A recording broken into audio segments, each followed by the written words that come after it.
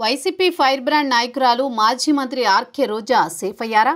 ఆమెపై చర్యలు తీసుకోవాలని ముందుగా భావించినప్పటికీ నాయకులు ఒత్తిడి చేస్తున్నప్పటికీ సీఎం చంద్రబాబు వద్దని ఆపేశారా అంటే అవుననే సమాధానమే వినిపిస్తోంది.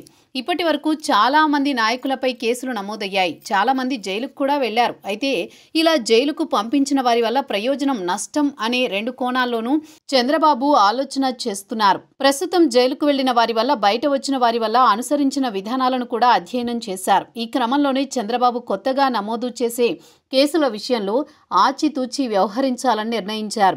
ముఖ్యంగా మహిళలను టార్గెట్ చేయాలని అనుకుంటే ఇబ్బందులు వస్తాయని భావిస్తున్నారు.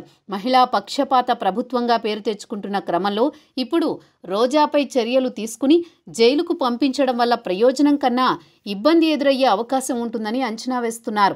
గతంలో స్పీకర్ కోడెల శివప్రసాదరావు ఆధ్వర్యంలో జాతీయ అసెంబ్లీ పేరుతో మహిళా ప్రజాప్రతినిధులతో సమావేశం నిర్వహించారు. దీనికి రోజాను రాకుండా అడ్డుకున్నారు.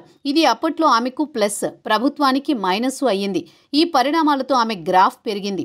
దీనిని దృష్టిలో పెట్టుకున్న చంద్రబాబు ప్రస్తుతం రోజాపై ఎలాంటి చర్యలు వద్దన్నట్టుగా వ్యవహరిస్తున్నారు.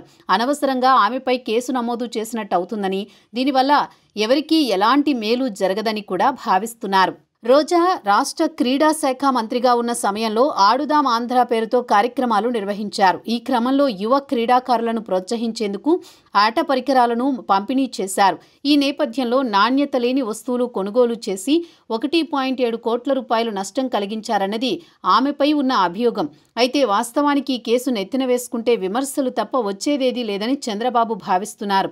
పైగా దీనికి సంబంధించి జరిగిన విచారణ, అందిన నివేదికలో మాత్రం మంత్రి ప్రమేయం తక్కువగా ఉన్నట్టు తెలిసింది. దీంతో రోజా విషయంలో సీఎం సైలెంట్ అయినట్టు సమాచారం.